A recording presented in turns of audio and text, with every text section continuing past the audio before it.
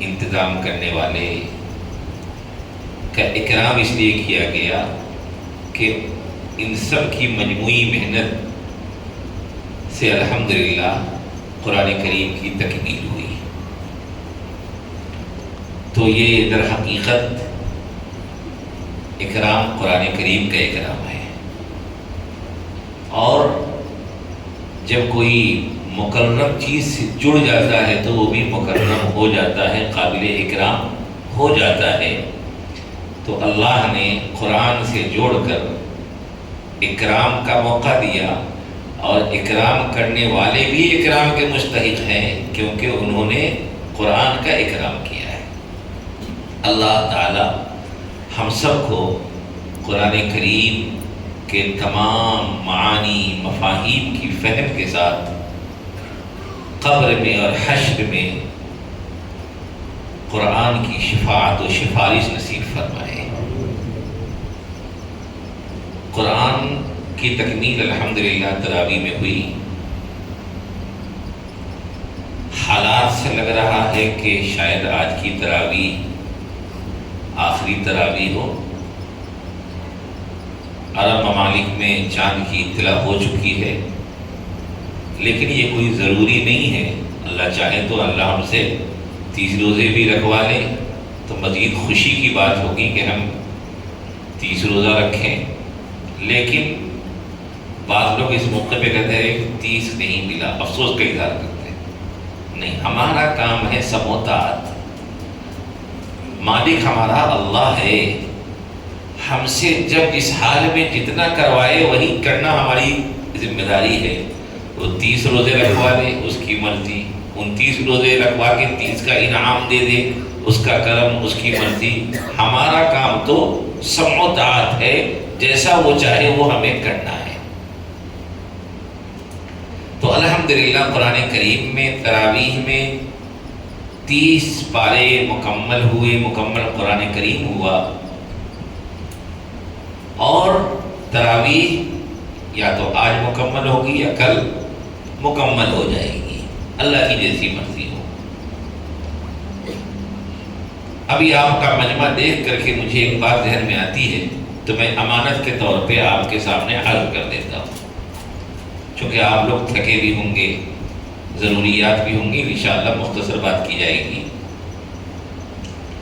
اللہ تعالیٰ کا ایک دستور رہا کہ اللہ تعالیٰ نے جتنے انبیاء کرام بھیجے ان انبیاء کی نبوت کی دلیل کے طور پر انہیں معجزہ عطا فرمایا۔ معجزہ یعنی عام عادت کے خلاف کچھ ایسی چیزیں دی گئی ان انبیاء کرام کو جو ان کے ذریعے ظاہر ہوئی، یہ بتانے کے لیے کہ ان کے ہاتھ سے اللہ کی خاص قدرت کا ظاہر ہونا یہ اس بات کی دلیل ہے کہ یہ عام انسان نہیں بلکہ یہ اللہ کے خاص بھیجے ہوئے انسان ہیں، مبعوث ہیں۔ تو معجزہ ظاہر ہوا انبیاء کرام کے ہاتھ سے، لیکن ظاہر کرنے والی ذات اللہ کی ہے۔ اسی علماء نے لکھا معجزہ کو ظاہر کرنا یہ انبیاء کے بس میں نہیں، یہ اختیار ہے اللہ کا۔ اللہ اپنے محبوب بندوں کی نبوت کے دلیل کے طور پر ان کے ذریعے معجزے کا اظہار فرما دیتے ہیں۔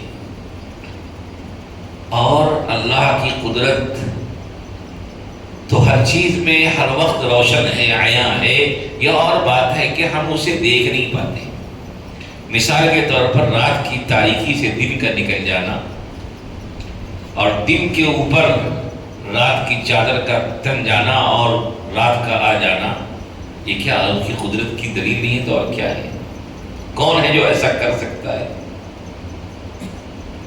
ایک قطرے ناپاک کو ایک پاکیزہ انسان کی شکل میں، خوبصورت انسان کی شکل میں ڈال دینا، کون ہے جو اس کام کو کر سکتا ہے؟ یہ بھی تو اس کی قدرت کی دلیل ہی ہے۔ غرضے کے کائنات کے ذرے ذرے میں اور انسان کی نظر کے سامنے پھیلی ہوئی تمام کائنات میں اللہ کی قدرت کی دلیلیں بے شمار موجود ہیں، لیکن چونکہ ہم ان کو روزانہ صبح و شام دیکھتے ہم اس کے دیکھنے کے ایسے عادی ہو گئے کہ ان کے دیکھتے وقت اپنی عاجزی کا احساس نہیں ہوتا، ان کے دیکھتے وقت اپنی عاجزی کا احساس نہیں ہوتا، چونکہ ہم دیکھنے کے عادی ہو گئے ہیں۔ حالانکہ انسان کیا ہے؟ سراپا عاجز ہے، اور معجزہ کا کام ہی ہے کہ انسان کو ایسی چیز دکھلانا کہ جس کے سامنے انسان عاجز ہو، معجزہ عاجز کرنے والی چیز۔ تو اللہ نے اپنی قدرت کی بے شمار دلیلوں کے ساتھ ساتھ جو کائنات میں کوئی انسان کی ذات میں جو موجود ہیں، ان کے ساتھ ساتھ اللہ نے انبیاء کرام کو معجزات دیے، ان کے ذریعے معجزات کو ظاہر فرمایا تاکہ انسانوں کو پتہ چل سکے کہ یہ شخصیتیں عام انسانوں کی طرح نہیں ہیں، بلکہ اللہ کی طرف سے منتخب شخصیتیں ہیں جن کو اللہ نے نبوت عطا کر کے انسانیت کی ہدایت کے لیے مبعوث فرمایا ہے۔ اب الگ الگ انبیاء کرام کو معجزہ عطا ہوئے۔ مثال کے طور پر حضرت عیسیٰ علیہ السلام کو جو معجزات دیے گئے کہ آپ برص کی بیماری میں جو شخص مبتلا ہوتا اس پر ہاتھ پھیر دیتے تو اس کی وہ بیماری دور ہو جاتی، نابینا کی بینائی واپس آ جاتی، زندے کو مردے کو زندہ کر دیتے تھے۔ یہ سب اللہ نے آپ کو معجزہ عطا کیے۔ حضرت موسیٰ علیہ السلام کو اللہ نے معجزہ دیا کہ ان کی لاٹھی کے ذریعے معجزہ ظاہر کیا کہ جب اس کو زمین پہ رکھتے، زمین پہ مارتے تو وہ اسلحے کی شکل اختیار کر لیتا، اور جہاں اسے ہاتھ لگاتے تو پھر وہی لاٹھی اپنے ہاتھ کو گریبان میں ڈالتے اور ڈال کے نکالتے ہی وہ چمکتا ہوا روشن ہاتھ ہو جاتا، تاریکی اس سے دور ہو جایا کرتی تھی۔ حضرت صالح علیہ السلام کو معجزہ دیا جب ان کی قوم نے مطالبہ کیا کہ آپ کو ہم نبی جب مانیں گے جب آپ کے ذریعے کوئی معجزہ ظاہر ہو۔ کہا کیا دیکھنا چاہتے ہو؟ کہا کہ اس پہاڑ سے آپ اونٹنی نکال دیں۔ چنانچہ اللہ نے پہاڑ سے اونٹنی کو نکال دیا۔ کیوں؟ کیونکہ اللہ قادر مطلق ہے، یخرج الحی من المیت، وہ زندے سے مردے کو، مردے سے زندہ کو نکالنے پر تو قادر ہے، وہ نکالتا ہی رہتا ہے، اس کے لیے کون سا مشکل عمل تھا۔ لیکن یہی معجزات جب قوموں نے نافرمانیاں کی تو ان کے لیے عذاب بھی بن گیا۔ چنانچہ اس معجزے حضرت صالح علیہ السلام کی اونٹنی کو لوگوں نے ستایا تو پہلے تو ان کو خبردار کیا گیا کہ دیکھو اس معجزے کے ساتھ تم لوگ چھیڑ چھاڑ مت کرو، لیکن ان لوگوں نے بدماشیاں کی تو اللہ کے عذاب نے ان کو پکڑ لیا۔ حضرت ہود علیہ السلام کو ہوا کا معجزہ دیا گیا، قوم نے نافرمانی کی تو ان کے اوپر ایسی تیز آندھی چلائی گئی کہ سب کے سب اسی میں ہلاک و برباد ہو گئے۔ روایات میں آتا ہے اتنی تیز آندھی تھی کہ پورا مکان فضا میں اٹھنے کے بعد زمین پر پٹک دیا جاتا، اتنی تیز آندھی تھی۔ حضرت سلیمان علیہ السلام کو اللہ تعالیٰ نے معجزہ دیا کہ وہ جانوروں کی بات سمجھتے تھے، ہواؤں کو اللہ نے ان کے لیے مسخر کر دیا تھا۔ حضرت داؤد علیہ السلام کو اللہ نے معجزہ دیا کہ وہ النا لہ الحدید، ہم نے ان کے لیے لوہے کو نرم کر دیا تھا کہ جیسے وہ لوہے کو ہاتھ لگاتے لوہا ان کے ہاتھ میں ایسا بن جاتا ہے جیسے کہ ہمارے ہاتھ میں موم ہو، اور اس سے وہ زینے بنایا کرتے تھے۔ غرض ہے کہ اللہ تعالیٰ نے مختلف زمانے میں اس زمانے کے حالات و تقاضے کے مطابق انبیاء کرام کو معجزات عطا فرمائے ہیں، لیکن تمام انبیاء میں سب سے افضل، سب سے اعلیٰ مقام خاتم النبیین حضرت محمد مصطفیٰ صلی اللہ علیہ وسلم کا ہے، اور سب سے افضل امت آپ کی امت ہے۔ تو اللہ نے آپ کو جو معجزات دیے وہ تمام انبیاء کی معجزات سے کہیں اعلیٰ، بلکہ آپ کے توسط سے آپ کی امت کے افراد کو بھی اللہ نے وہ کرامات دیے جو پچھلے انبیاء کی معجزات کے مشابہ تھے۔ یہ موضوع بہت تفصیلی ہے، بہت مختصراً میں کچھ باتیں آپ کے سامنے عرض کرنے کی کوشش کر رہا ہوں، بہت سی باتوں کو چھوڑتے ہوئے۔ تو اللہ نے تمام انبیاء کے ساتھ آخری نبی حضرت محمد مصطفیٰ صلی اللہ علیہ وسلم کو جو معجزہ دیا وہ تمام انبیاء کے معجزات کے مقابلے میں اعلیٰ، ممتاز، عمدہ معجزہ۔ مثال کے طور پر حضرت عیسیٰ علیہ السلام کو اللہ نے یہ معجزہ دیا کہ وہ مردوں کو زندہ کر دیتے تھے۔ مردے میں کو زندہ کرنا کیا ہے؟ یعنی جو جان نکل گئی ہے اسی جان کو واپس لانا، جو جان نکل گئی ہے اسی جان کو واپس لانا۔ تو جو نکلی ہوئی جان ہے اس کو اس جسم سے پہلے سے مناسبت ہے، تو مناسبت ہے تو جس چیز کو جس چیز سے مناسبت ہے اس میں اس چیز کو واپس لانا۔ لیکن وہ واقعہ آپ نے سنا ہوگا کہ ایک کھجور کا تنا تھا جس پر آپ ٹیک لگا کر کے وعظ فرمایا کرتے تھے، استوانہ۔ جب منبر بن گیا تو آپ نے اسے چھوڑ دیا اور اسے کاٹ دیا گیا۔ جب آپ منبر پہ تشریف لے گئے تو روایت میں آتا ہے کہ بچے کے بلبلانے کی طرح اس میں سے آواز آنے لگی۔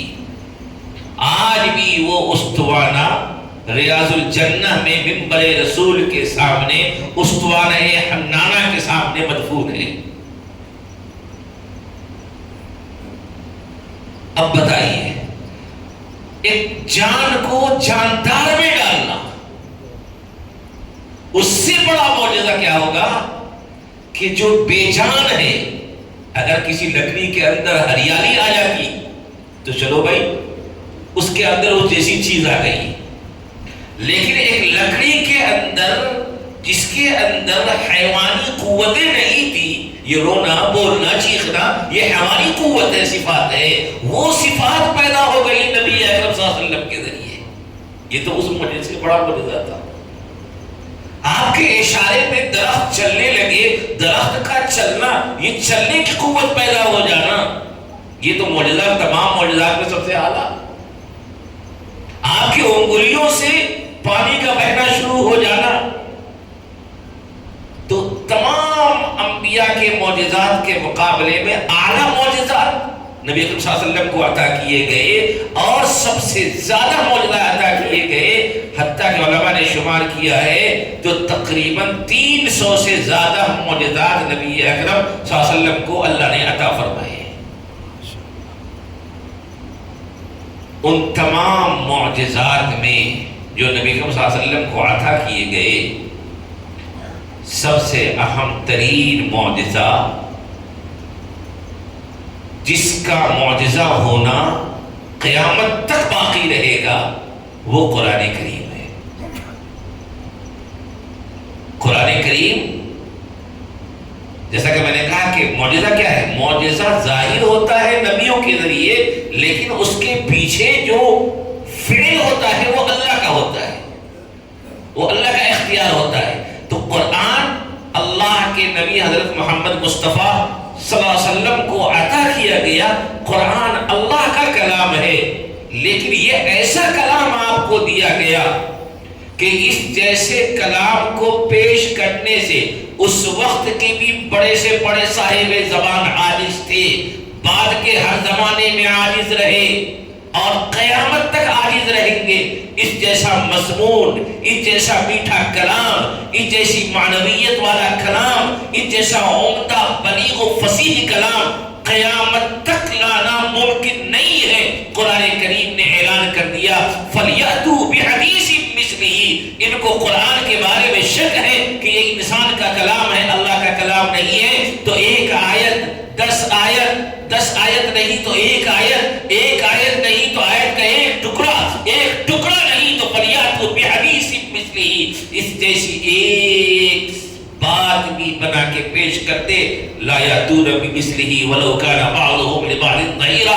قرآن نے شرح کر دیا ان جیسا کلام نہیں پیش کر سکتے گرچہ کہ ساری دنیا کے صاحب زبان مل کر سر جوڑ کر بیٹھ جائے اور کوشش کرے تو بھی ممکن نہیں ہے. یہ اتنا عمدہ کلام ہے. ان فیہ لحلاوہ، کہ اس میں جو مٹھاس ہے، اس میں جو معنویت ہے اور اس کے اندر جو خوبیاں ہیں وہ کسی کلام میں نہیں آ سکتی. لا ينقضی عجائبہ، اس کے عجائب ختم ہو ہی نہیں سکتے، اتنا عمدہ کلام ہے. کیوں؟ یہ کلام کس کا ہے؟ اللہ کا ہے. یہ کلام اللہ کا ہے. ہر کلام میں متکلم موجود ہوتا ہے. کسی کی بات سے اس کی شخصیت جھلک جاتی ہے کیونکہ ہر کلام میں متکلم موجود ہوتا ہے. اسی پہ ایک واقعہ ہے، سنیے. اورنگزیب عالمگیر رحمۃ اللہ علیہ، جن کے بارے میں بھی بہت کچھ چلتا رہے، آپ لوگ سن رہے ہوں گے. لوگوں کو سچائیاں نہیں معلوم اور سچائیوں کو چھپایا گیا ہے. اور افسوس یہ ہے کہ ہم مسلمانوں کو بھی سچائیاں نہیں معلوم، شخصیات کا مقام نہیں معلوم. ہم نے پڑھا نہیں، ہمیں جو آئینہ دکھایا گیا بس اسی کو ہم دیکھتے رہ گئے. ہمارا کام ہے سچائیوں تک پہنچنا. اورنگزیب عالمگیر رحمۃ اللہ علیہ کے بارے میں آتا ہے کہ ان کی ایک بیٹی تھی زیب النساء، بہت باپردہ خاتون تھی اور زبان دانی میں بھی بہت اعلیٰ مقام تھا ان کا، بہت عمدہ اشعار کہا کرتی تھی.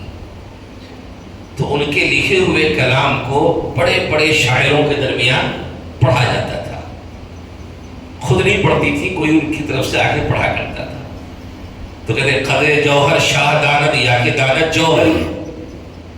جوہر کی قدر تو بادشاہ جانتا ہے یا جوہری جانتا ہے. تو اس کلام کی معنویت اور خوبی ایک عام انسان نہیں سمجھ پاتا ہے. علامہ اقبال کے کلام کو وہی سمجھے گا جس کو اللہ نے وہ ذوق دیا ہے. تو زیب النساء کا کلام جب پڑھا گیا تو ان کا اورنگزیب عالمگیر رحمۃ اللہ علیہ کی حکومت میں ایک بہت اعلیٰ پوسٹ پہ ایک صاحب تھے، عاقل خان ان کا نام تھا. وہ ایک بڑے شاعر تھے. تو ان کی زبان سے ایک جملہ نکل گیا کہ اتنا اعلیٰ کلام، اتنا نفیس و بلیغ کلام جن کی زبان سے نکلتا ہے، کاش کہ میں ایک نظر انہیں دیکھا ہوتا، کاش کہ ایک نظر میں انہیں دیکھا ہوتا. اب یہ بات زیب النساء تک پہنچ گئی. تو زیب النساء نے ایک شعر بھیجا ان کے پاس.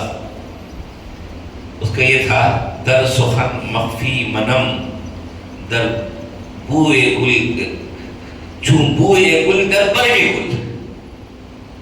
در سخن مخفی منم چون بوئے گل در برگ گل. کہ میں اپنے کلام میں اسی طرح چھپی ہوئی ہوں، پوشیدہ ہوں، جس طرح پھول کی، گلاب کی پتیوں میں اس کی خوشبو پوشیدہ ہے. مجھے دیکھنا ہے تو میرے کلام کو دیکھ لو. اب آئیے اصل موضوع کی طرف. کلام اللہ کا ہے، یہ اللہ سے ملنا ہے، اللہ کو دیکھنا ہے تو اس کے کلام میں تلاش کیجیے، اس کے کلام کو پڑھیے. جتنی دیر آپ قرآن پڑھ رہے ہیں اگر حقیقت اپنے رب کریم سے ہم کلام ہو رہے ہیں، اپنے رب کریم سے آپ مخاطب ہیں، آپ اپنے رب کریم کے احکامات کو پڑھ کر کے در حقیقت رب کریم کے گفتگو اور سرگوشی میں معو ہے. کلام میں صاحب کلام موجود ہوتا ہے. لیکن آج افسوس ہے کہ قرآن سے ہمارا رشتہ بہت کمزور ہو چکا ہے. قرآن سے جو گہرا تعلق ہونا چاہیے وہ تعلق کمزور ہو چکا ہے. ہم نے قرآن کے الفاظ کو پڑھ لینے کو ہی سمجھ لیا ہے کہ بس ہم نے حق ادا کر دیا. بھائی قرآن کے ظاہری الفاظ کو پڑھنا تو یقیناً عبادت ہے، لیکن اسی عبادت سے حق ادا نہیں ہو رہا ہے. اِنَّا أَنزَلْنَاهُ قُرْآنًا عَرَبِيًّا لَعَلَّكُمْ تَعْقِلُونَ. اپنی نظر سے پڑھنا اس کا حق ہے، اس کو سمجھنا، اس کے معانی و اسرار میں اپنے فکر کو تھکانا اور سمجھ کر کے اس پر عمل کرنا، ہدایت کی راہیں نکالنا، یہ بھی قرآن کریم کا حق ہے۔ اور اس معاملے میں آج امت بہت دور ہو چکی ہے۔ قرآن اتنی جامع کتاب ہے۔ امام احمد بن حنبل رحمۃ اللہ علیہ ایک واقعہ آپ لوگوں کی برکت سے یاد آ گیا۔ امام احمد بن حنبل رحمۃ اللہ علیہ اس وجہ سے کہ سعودی عرب، پورے عرب میں، یمن وغیرہ میں انہی کی فقہ کی اتباع کی جاتی ہے، مغربی ممالک میں بھی انہی کی فقہ کی اتباع کی جاتی ہے۔ بہت بڑے فقیہ گزرے ہیں۔ یہ شاگرد ہیں امام شافعی رحمۃ اللہ علیہ کے۔ امام شافعی رحمۃ اللہ علیہ مصر میں تھے اور ان کی آج بھی قبر مصر میں ہے۔ بہت بڑے شاگرد بھی، بہت بڑے عالم بنے، استاد تو تھے ہی بہت بڑے عالم۔ تو انہوں نے اپنے شاگرد امام احمد بن حنبل کو خط لکھا کہ کافی زمانہ ہو گیا، ملاقات نہیں ہوئی، اگر موقع ہو تو ملاقات کے لیے آئیے۔ امام احمد بن حنبل رحمۃ اللہ علیہ کو جب خط ملا تو انہوں نے جواب دیا اپنے استاذ کو کہ فلاں تاریخ کو فلاں موقع پہ انشاءاللہ میری حاضری ہوگی آپ سے ملاقات کے لیے۔ جب ان کی ملاقات آنے کا وقت قریب ہو گیا تو روایت میں کتابوں میں لکھا ہوا ہے، تاریخ کی کتابوں میں، کہ مصر میں گویا کہ ہر طرف چرچا چھا کے امام احمد بن حنبل آ رہے ہیں۔ اور جب امام شافعی ان کے استقبال کے لیے نکلے ہیں تو مصر کے تمام امراء، سلاطین، وزراء اور حکام سب کے سب مصر کے باہر نکل کے ان کا استقبال کیے، پہنچ گئے۔ اب ظاہر سی بات ہے، بڑی شخصیتوں کے حوالے سے انسان کے ذہن میں خاکہ بھی ویسا ہی ہوتا ہے کہ وہ ایسے چلتے ہوں گے، وہ ایسے بیٹھتے ہوں گے، وہ ایسے کھاتے ہوں گے۔ امام شافعی رحمۃ اللہ علیہ کے گھر پہ پہنچے، کھانا لگایا گیا تو انہوں نے خوب شکم سیر ہو کر کے خوب کھایا۔ اب ان کے گھر کی جو بچیاں تھیں، چھوٹے کام کرنے والے، وہ بھی تو امام شافعی کے گھر کے لوگ تھے۔ ان کو اشکال ہو گیا کہ بھائی اتنے بڑے عالم جن کا تذکرہ اتنے عالم میں ہے اور ان کے نام پہ اتنی پبلک جمع ہو رہی ہے اور ایسا ہے ویسا ہے، کھانے کے لیے بیٹھے ہیں تو ایسا لگا کہ مہینوں سے بھوکے ہیں اور اچھا خاصا کھانا کھا لیا، حالانکہ کم کھانا یہ انبیاء کی سنت ہے، صالحین کا طریقہ ہے۔ انہوں نے کھانا بہت کھایا۔ اس کے بعد رات کا وقت ہوا، جب ان کے گھر میں بستر وغیرہ لگایا گیا تو پرانے زمانے میں بھی یہ ہوتا تھا اور آج بھی کہ مہمانوں کے اکرام کے لیے پانی وغیرہ رکھ دیا جاتا تھا۔ تو آج تو پانی رکھتے ہیں پینے کے لیے کہ رات میں صاحب کو پیاس لگے گی تو پی لیں گے، لیکن پرانا زمانے میں اللہ والوں کا دستور تھا کہ تہجد کے لیے بھی پانی رکھا جاتا تھا کہ بھائی رات کو اٹھیں گے تو تہجد وغیرہ پڑھنے کے لیے ان کو وضو کی ضرورت ہوگی، تو اس کا بھی انتظام کر دیا جاتا تھا۔ چنانچہ گھر کی چھوٹی بچیوں نے سارا انتظام کر دیا، جانماز وغیرہ یہ کہ جو کچھ بھی ہے سب کچھ ترتیب دے دیا۔ اب جب فجر کی نماز پڑھنے گئے تو بچیاں آئیں، آ کر کے دیکھا کہ پانی تو جو کا تو پڑا ہوا ہے، انہوں نے تو اس کو استعمال ہی نہیں کیا، تو ان کا ذہن یعنی تہجد کی نماز نہیں ہوئی تھی۔ تو اب ان سے صبر نہیں ہوا، انہوں نے امام شافعی سے کہا کہ بھائی تذکرہ تو ایسا سنا تھا اور حقیقت تو یہ ہے۔ امام شافعی نے کہا کہ بھائی اس کا جواب تو میں ان سے ہی پوچھوں گا۔ امام شافعی بھی چونکہ استاذ تھے، انہوں نے امام احمد بن حنبل رحمۃ اللہ علیہ سے پوچھا کہ احمد، مقام تو تمہارا اتنا بڑا ہے، تذکرہ اتنا ہے، لیکن تمہارے اندر یہ تبدیلی کہاں سے آ گئی؟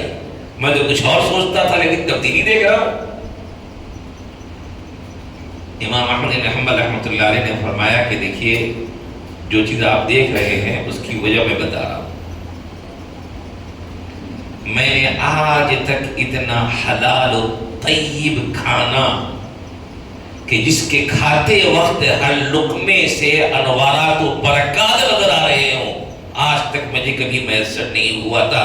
میں ان انوارات و برکات سے اپنے آپ کو محروم نہیں کرنا چاہ رہا تھا، کی خاطر میں نے کہا کہ چاہے اس کے لیے، اس کی تلافی کے لیے مجھے بعد میں مسلسل روزے رکھنے پڑے، لیکن ان انوارات کو جو ان لقموں میں پوشیدہ ہیں ہم ضائع نہیں کر سکتے، اس لیے میں بھرپور کھایا۔ اور آپ سب جانتے ہیں کہ انسان کا لقمہ ہی انسان کے باطن کو مرتب کرتا ہے۔ لقمے اچھے ہوتے ہیں تو عمل پاکیزہ ہوتا ہے، لقمے خراب ہوتے ہیں تو انسان بے احتیاط اور گمراہی کی راہ پہ چلا جاتا ہے۔ اولاد کو دیندار بنانا ہے، انہیں حلال لقمہ کھلائیے۔ فرمایا کہ اس کھانے کی برکت جو مجھے حاصل ہوئی، امام احمد رحمۃ نے فرمایا کہ استاد محترم میں ایک راز کھولنا چاہتا ہوں جو میں بتانا نہیں چاہتا تھا۔ اس کھانے کی برکت سے مجھے دو بڑے فائدہ حاصل ہوئے، ایک عملی اور ایک علمی، کہ اس کھانے کو کھانے کے بعد رات بھر میں نے عشاء کے وضو سے فجر تک نماز ادا کی ہے، اور جب بھی میں غور کر رہا ہوں تو قرآن کریم کی ایک آیت سے الحمدللہ مجھے اس ایک رات میں 100 مسائل نکالنے کی توفیق ملی ہے، 100 مسائل نکالنے کی توفیق ملی ہے۔ اب اندازہ لگائیے کہ قرآن تو معجزہ ہے ہی، یہ وہ کتاب ہے کہ جو اس سے جڑتا ہے اس سے بھی معجزہ ظاہر ہونا شروع ہو جاتا ہے۔ ایک آیت سے 100 مسائل کا نکالنا، یہ بھی کوئی معجزہ، یہ بھی تو کرامت ہی ہے۔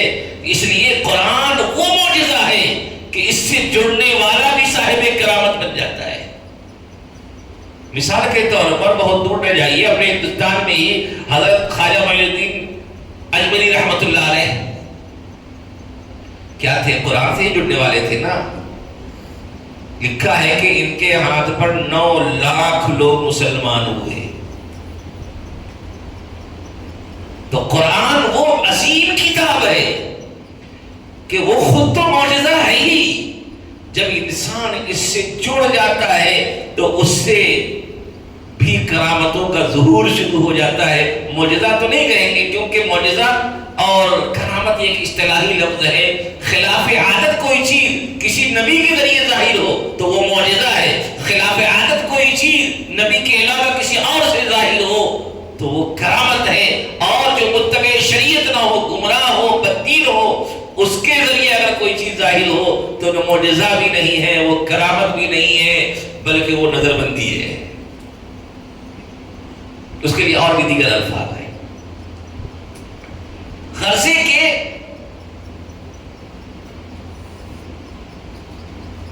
قرآن سے جڑ جانا، قرآن سے تعلق کا پیدا ہو جانا، یہ ہمارے مقام کو اونچا کرتا ہے۔ اس لیے بھائیوں، آج جو قرآن کریم کی تکمیل ہوئی، آپ نے دیکھا کہ نماز میں عام طور پر اس طرح پڑھنا کہ پہلی رکعت میں جو پڑھے ہوں دوسری رکعت میں اس کے بعد پڑھنا چاہیے، اس کا الٹا پڑھنا مکروہ ہے۔ جیسے پہلی رکعت میں آپ نے قل اعوذ برب الناس پڑھ لیا اور دوسری رکعت میں آپ قل اعوذ برب الفلق پڑھے، ایسا کرنا مکروہ ہے، ترتیب کا خیال رکھنا ہے۔ لیکن آخری رکعت میں آپ نے آج دیکھا کہ پہلی رکعت میں 19ویں رکعت میں سورۃ الفلق سورۃ الناس پڑھ دیا امام صاحب نے، اور اس کے بعد 20ویں رکعت میں سورہ بقرہ سے شروع کر دیا۔ وہ کیوں؟ بس اسی ایک موقع پہ اس بات کی اجازت ہے، نماز میں ایسا کرنے کی اجازت ہے۔ وہ کیوں؟ وہ ایک حدیث پر عمل کرنے کے لیے کہ نبی اکرم صلی اللہ علیہ وسلم نے فرمایا کہ قرآن پڑھنے والا وہ مسافر ہے کہ جس کا سفر کبھی ختم نہیں ہوتا، ایک سفر کے مکمل ہوتے ہی اس کا دوسرا سفر شروع ہو جاتا ہے۔ ادھر مکمل ہوا، ادھر شروع ہو گیا۔ یہ در حقیقت پیغام ہے ہمارے لیے بھائیوں کہ ہم قرآن سے کٹ کے نہ رہیں، قرآن سے جڑ کے رہیں۔ یہ وہ سفر ہو ہماری زندگی کا جو کبھی ختم نہ ہو، ہماری زندگی کا معمول بن جائے کہ ہم قرآن کو پابندی سے ضرور پڑھیں گے۔ اور کوئی مشکل عمل نہیں ہے، اگر کسی نے نہیں سیکھا ہے تو آسانی سے سیکھ سکتے ہیں، بس ترتیب بنانے کی ضرورت ہے۔ اور آج کے دور میں تو اللہ نے ان چیزوں کو اور بھی آسان کر دیا ہے۔ وہ زمانہ جب لوگ اوراق پہ پتوں پہ، پتھروں کے ٹکڑوں پہ قرآن کریم کو لکھ کے پڑھا کرتے تھے۔ آج تو ماشاءاللہ قرآن کریم کے نسخے کثیر مقدار میں موجود ہیں، گھر گھر میں موجود ہیں، آپ کے کمپیوٹر میں موجود ہے، آپ کے ٹیب میں موجود ہے، آپ کے فون میں موجود ہے۔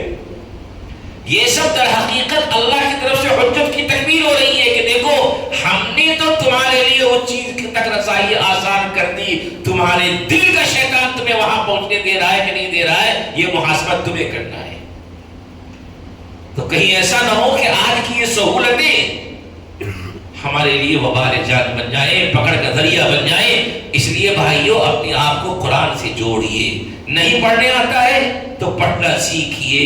کیوں؟ اس لیے کہ قرآن کریم سیکھے بغیر دنیا سے چلے گئے، بہت بڑی نعمت سے محروم ہو گئے۔ قرآن کریم کو تجوید کے ساتھ پڑھنا لازم و ضروری ہے، تجوید کے ساتھ قرآن کریم کو پڑھنا واجب ہے۔ یہ سیکھنا بھی ہماری ذمہ داری ہے، اور سیکھ لیا ہے تو زندگی کا معمول بنائیے کہ ہم جہاں دیگر اپنی ضروریات کو انجام دیتے ہیں، ہم روزانہ کچھ نہ کچھ حصہ قرآن کریم کا ضرور پڑھیں گے، کچھ نہ کچھ حصہ ضرور پڑھیں گے۔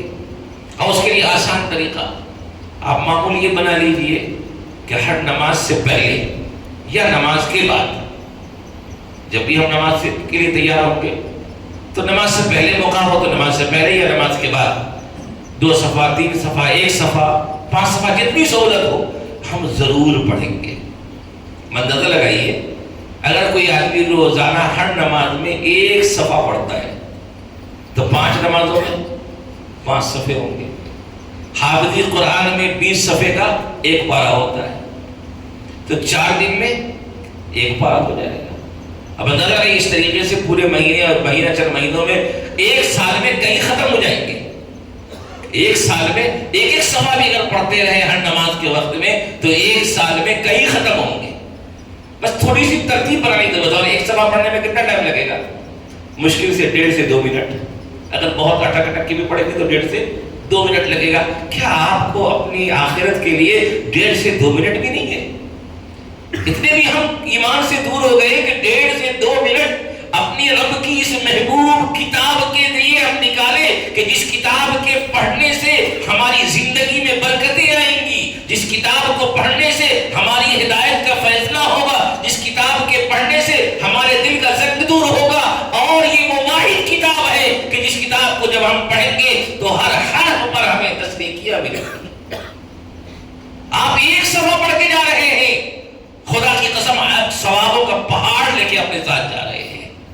آپ اسے شمار نہیں کر پائیں گے، اپنی نیکیوں کو شمار کرتے کرتے تھک جائیں گے اگر آپ نے 1 صفحہ پڑھا ہے تو۔ اس لیے بھائیو قرآن سے تعلق کو مضبوط کیجیے، قرآن کا حق ادا کیجیے تاکہ قیامت کے دن یہ اللہ کی کتاب یہ نہ کہے کہ اے میرے رب ان لوگوں نے تو مجھے چھوڑ دیا تھا۔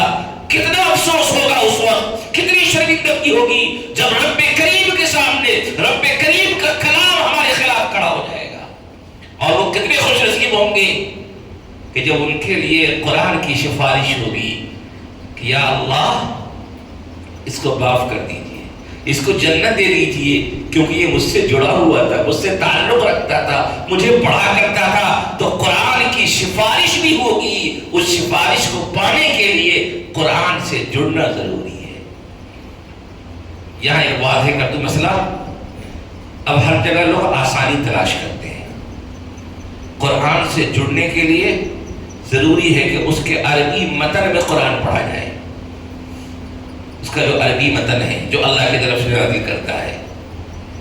تیلگو کے سہارے سے، انگریزی کے سہارے سے یا کسی اور زبان میں قرآن کو لکھ لیا، تلفظ کر لیا، یہ جائز نہیں ہے، یہ جائز نہیں ہے۔ اچھی طرح مسئلہ رکھ لیا۔ آج کل اس سلسلے میں بڑی غفلتیں ہو رہی ہیں، لوگ ایسا کر دے رہے ہیں اور ایسا کر کے کسی بڑی شخصیت کے نام منسوب کر دے رہے ہیں کہ فلاں نے یہ کام کیا۔ نہیں، قرآن کریم کا ترجمہ کسی بھی زبان میں لکھا جا سکتا ہے، قرآن کریم کی تفسیر کسی بھی زبان میں لکھی جا سکتی ہے، لیکن قرآن کریم کے اصل عبارت کو جیسے الحمدللہ رب العالمین، اس تلفظ کو کسی اور زبان میں لکھنے کی اجازت نہیں ہے۔ سب سے پہلے حضرت عمر رضی اللہ تعالیٰ عنہ کے زمانے میں یہ مسئلہ آیا تھا، حضرت عمر رضی اللہ تعالیٰ عنہ نے سختی سے منع کیا اور کہا کہ اگر ایسا کیا جائے گا قرآن کریم میں تحریف کا دروازہ کھل جائے گا، قرآن کی حفاظت نہیں ہو پائے گی، قرآن کے الفاظ محفوظ نہیں رہ پائیں گے، قرآن کے معنی کی حفاظت نہیں ہو پائے گی۔